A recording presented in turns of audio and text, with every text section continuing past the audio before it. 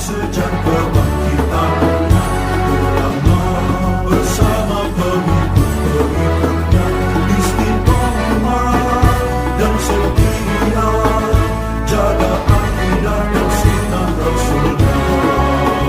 Alhamdulillah segala puji baginya ulama bersama pengikut-pengikutnya istiqomah dan setia menjaga agama nusa dan bangsa.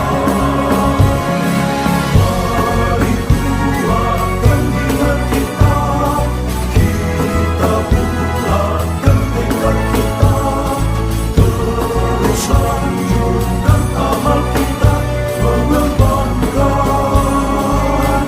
hikmah kita.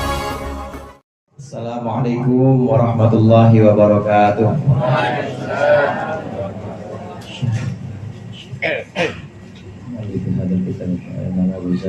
Al-Fatihah. A'udzu billahi minasyaitonir rajim. Bismillahirrahmanirrahim. Ar-Rahmanir-Rahim. Maliki yaumiddin. Iyyaka na'budu wa iyyaka nasta'in. Shiratal ladzina an'amta 'alaihim ghairil maghdubi 'alaihim waladdallin. Amin. Alhamdulillahi jalla wa ala, wassalatu wassalamu ala sayyidina Muhammadin alladzi ikhtassallahu bihi fadailah wa ala alihi wa ashabihi alladhina nalu ad-darajatil ula. Amma ba'd, fa inna ahsanal hadithi kitabullah wa khairal hadyi hadyu Muhammadin sallallahu alaihi wasallam wa syarrul umuri muhdatsatuha wa kullu muhdatsatin bid'ah wa kullu bid'atin dhalalah. Wa qala al-musannif rahimahullah wa nafa'ana bihi wa bi 'ulumihi fid dharain. Amin. Fa in ra'aita saghiran qulta hadza lam ya'sillaha wa ana 'asaituhu. Fa in ra'aita, maka jika engkau melihat anak kecil, saghiran, melihat anak kecil, qulta, maka hendaklah engkau berkata hadza lam ya'sillaha, orang ini, bocah ini belum pernah maksiat kepada Allah, wa ana asaituhu, dan aku sudah maksiat pada Allah. Fala syakka annahu khairun minni, maka tidak diragukan lagi bahwa sungguhnya ini anak khairun minni, lebih baik dari aku. Ini cara atau tips untuk menghindari takabur atau kibir. Kibir, takabur, orang yang namanya mutakabir. Pembahasan terakhir kemarin, Bapak-bapak, ibu-ibu, kemarin terakhir itu kita membaca kitab Bidayatul Hidayah. Ini seseorang dalam menghindari sifat takabur karena belum ada yang punya tiket surga. Udah ada yang punya? Belum. Ada yang punya stempelnya malaikat Ridwan? Belum ada. Semuanya masih dalam proses.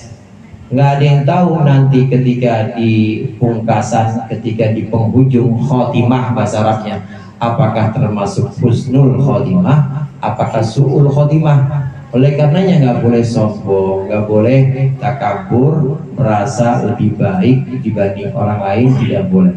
Merendahkan orang lain, tidak boleh. Takabur ini salah satu penyakit hati yang sifatnya sangat membahayakan. Selain riya atau pamer, kemudian dengki, ujub, dan satu lagi takabur. Iblis ini diusir oleh Allah dari surga bukan karena maksiat, bukan karena minum bir. Iblis minum bir bukan karena dia maksiat-maksiat yang lain, menerjang Allah, bukan, tapi lantaran takabur, lantaran dia sombong, merasa lebih mulia dibanding Adam, merendahkan Nabi Adam, maka disuruh keluar oleh Allah dari surga. Takabur adalah dosa pertama makhluk Allah. Dosa yang pertama dilakukan oleh iblis itu takabur. Nah, cara menghindari takabur itu bagaimana? Kalau kita ketemu anak kecil, maka hendaklah dalam hati kita yakini ini anak baru 5 tahun.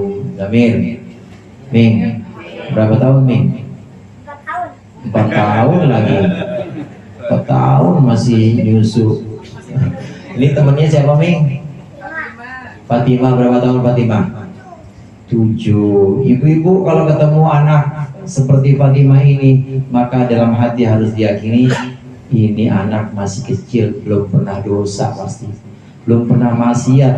Nah kalau saya banyak sekali maksiatnya, kadang masih grundel pada takdir Allah, kadang masih nggak terima pada kesulitan, kadang terus masih banyak. Tapi ini anak masih belum pernah durhaka kepada Allah. Sedangkan saya ini sholat aja kadang bolong-bolong, kadang sholat kalah sama sinetron. Ibu-ibu, bapak-bapak kalau ketemu anak kecil kayak Zabir begini atau kayak Fatimah, langsung diyakini dalam hati ini anak masih kecil. Saya juga begitu, ketemu Zamir, ini pasti yang namanya Zamir belum tahu namanya maksiat. Yang namanya Fatimah pasti belum tahu ajab-ajab. Ajab-ajab apa bang ini? Belum tahu yang namanya maksiat mata, maksiat nggak pernah pasti ini anaknya. Dan pasti anak ini lebih baik dibanding saya lebih buruk. Itu caranya. Cara untuk menghilangkan takabur adalah menganggap diri kita ini lebih rendah dibanding orang lain. Sebab kalau ada perasaan lebih tinggi, udah takabur. Bapak Ibu hadirin hadirat rahimakumullah. Kalau dalam hati tetap harus kita yakini bahwa orang di depan kita ini pasti lebih mulia dibanding kita. Adapun sikap, nah ini lihat-lihat. Karena kemarin sempat kita bahas, setiap sikap itu punya sisi ekstrim. Kalau dia terlalu kanan, pengennya lebih tinggi, pengennya maju duluan, pengennya diprioritaskan, maka jadinya ekstrim, nggak boleh. Takabur muncul dari situ. Kalau terlalu kiri misalnya, kalau terlalu ada ekstrim di kiri, maka dia selalu rendah. Dia kadang jalan di depan kucing nunduk, kucing nunduk. Kemudian apalagi jalan di depan Pak RW ngesot. Nah ini terlalu rendah, nggak boleh juga ekstrim. Nah kita ada di tengah-tengah. Tengah-tengah ini namanya tawadhu. Kalau yang terlalu ke kanan, ini terlalu pengen berlebihan dimuliakan, namanya takabur. Terlalu ke kiri, ini namanya takhosu atau kehinaan, kerendahan. Maka kita harus ada di tengah, yang sedang-sedang saja. Nggak boleh terlalu kanan, nggak boleh terlalu kiri. Kata Mas Toro kan yang sedang-sedang saja, gitu ya. Bang jadi musiknya. Yang sedang-sedang saja kan pasti. Khairul umuri awsatuha, sebaik-baiknya perkara itu yang tengah. Tawadhu ini ada di tengah. Nggak boleh kita berlebihan pengen dimuliakan, nggak boleh. Tapi nggak boleh juga kita merendahkan diri. Orang yang merendahkan diri contohnya itu yang seharusnya bukan level dia, kayak kucing tadi. Kucing kan bukan level kita, tapi kita jalan depan kucing nunduk, namanya takhosu, namanya ekstrim. Atau yang bukan level kita, contoh misalnya seorang guru memang dia punya kapasitas keilmuan dibanding dengan muridnya di kelas. Maka kalau guru ini kemudian ada murid datang, kemudian murid itu disambut dengan berdiri misalnya, selamat pagi, gimana kabarnya nak? Berdiri. Nah ini masih dalam keadaan, masih dalam posisi moderat atau tawadhu, boleh berdiri begitu. Tapi kalau muridnya begitu sampai kelas disuruh jongkok, ngesot misalnya, jangan jalannya harus pakai dengkul, misalnya disuruh terus cium tangan, cium kaki saya, takabur namanya. Dua-duanya ekstrim. Dua-duanya yang terakhir ini ekstrim. Nah kemudian kalau murid yang datang, assalamualaikum Pak Guru, waalaikumsalam. Kamu, udah gantian kamu yang ngajar dah, saya di bawah aja, saya dengerin. Nah ini namanya takhosu. Takhosu itu ekstrim juga. Emang yang namanya murid kan bukan levelnya guru, maka tidak semestinya seorang guru merendahkan diri di hadapan muridnya, itu nggak boleh. Sampai dia merelakan mejanya atau lekarnya dipakai sama si murid dan dia pilih dia brok aja, itu nggak boleh, namanya takhosu. Nah tawadhu ada di tengah-tengah. Dia tidak menganggap dirinya lebih mulia, dia tidak minta dimuliakan dan juga tidak merendahkan dirinya, dia ada di tengah-tengah. namun dalam hatinya tetap ada, dalam hati orang yang tawadu tetap ada keyakinan bahwa saya lebih buruk dibanding dia. Tetap, meskipun kelihatannya dia menyambut murid, dia salaman, kemudian menghargai murid pendapatnya, kelihatannya itu seperti sejajar, kelihatannya itu seperti setara antara murid dengan guru, tapi dalam hati guru itu tetap menganggap bahwa ini orang lebih mulia, umurnya baru 5 tahun, Fatimah, Zamir baru 4 tahun, pasti dosanya lebih sedikit, sedangkan saya udah kemana-mana, udah mata nggak bisa jelalatan. Dalam hati itu, dalam hati saya meyakini seperti itu. Guru atau orang dan kita semua ketika melihat anak kecil maka harus merasa bahwa kita lebih rendah. Dalam hati aja Pak, Bu, jangan diucapkan. Kalau diucapkan malah jadinya ria lagi, dijeblos lagi, karena jebakan setan kan banyak. Disuruh tawadhu tapi diucapkan, ya Allah, setiap ketemu anak kecil, ya Allah, ini anak kecil belum ada dosanya, saya berdosa, biar kedengeran sama tangganya, ria lagi. Dalam hati aja. Setiap orang yang ingin menghilangkan takabur, maka dia harus memaksa dirinya untuk tawadhu.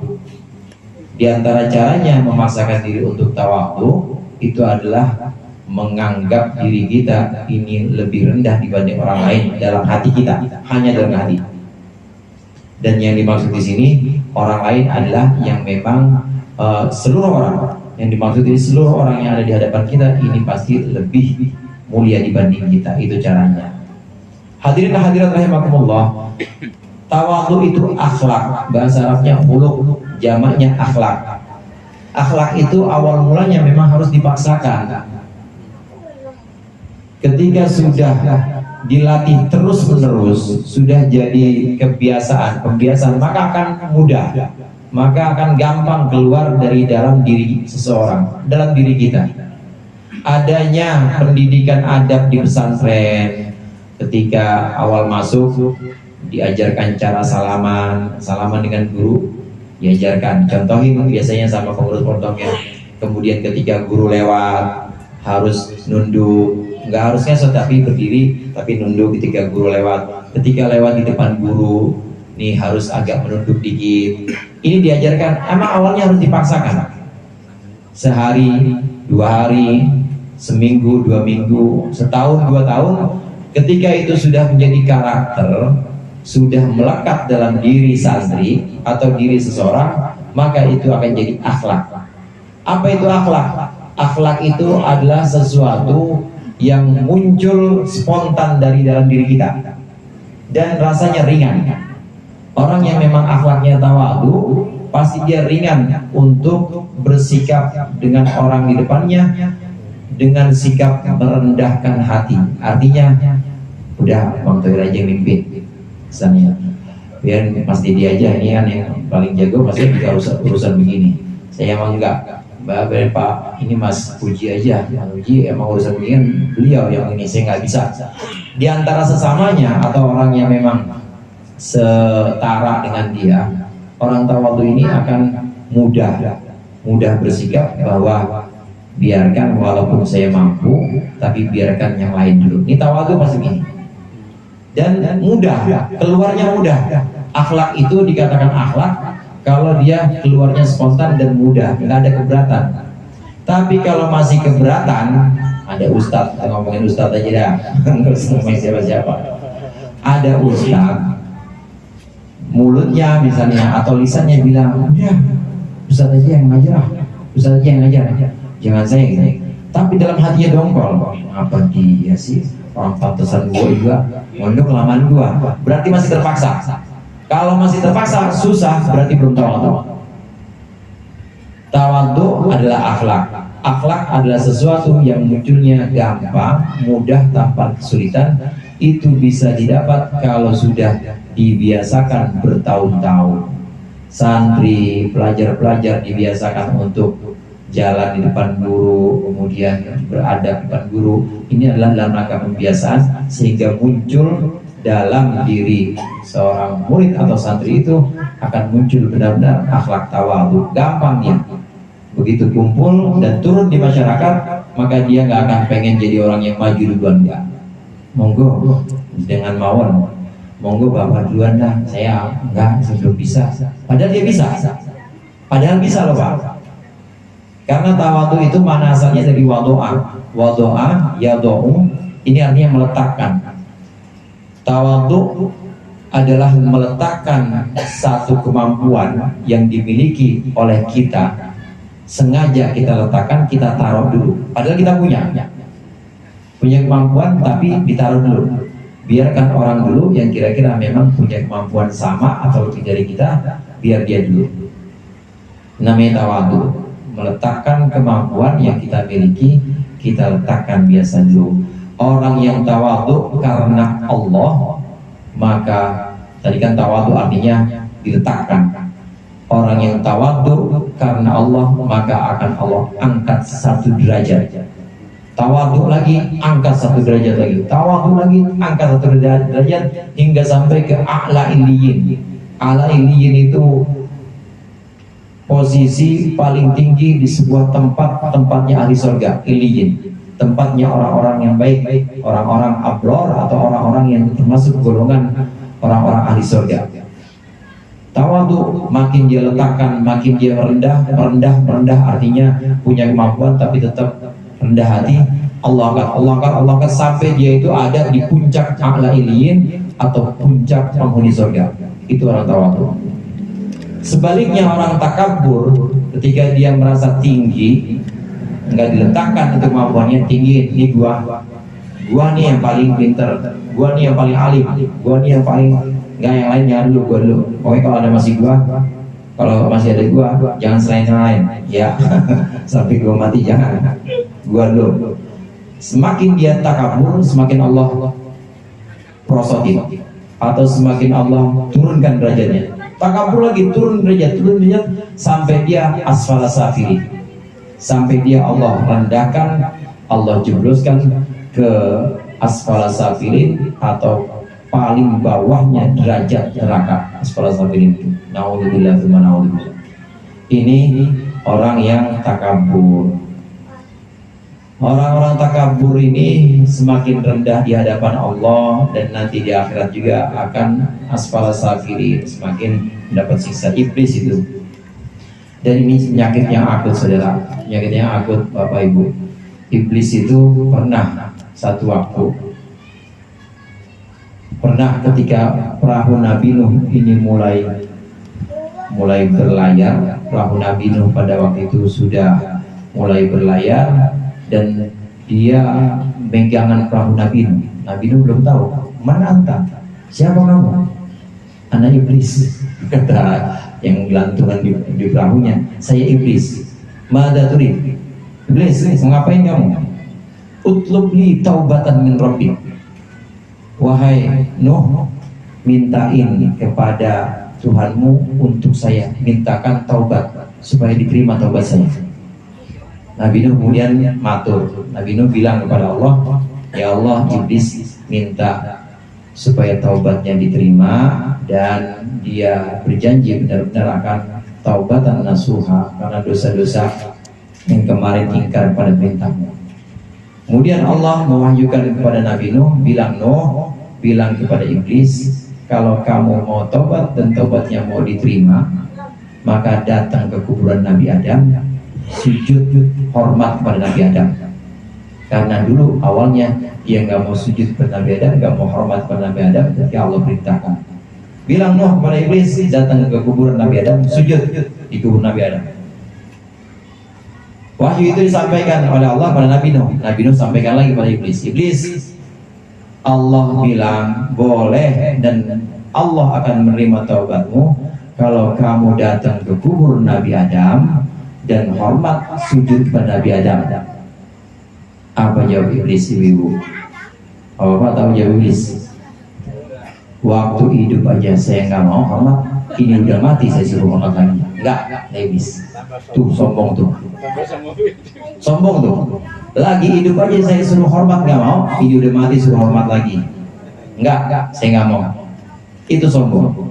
Sombong itu penyakit akut, penyakit yang bisa menghilangkan, yang bisa memusnahkan kebaikan-kebaikan.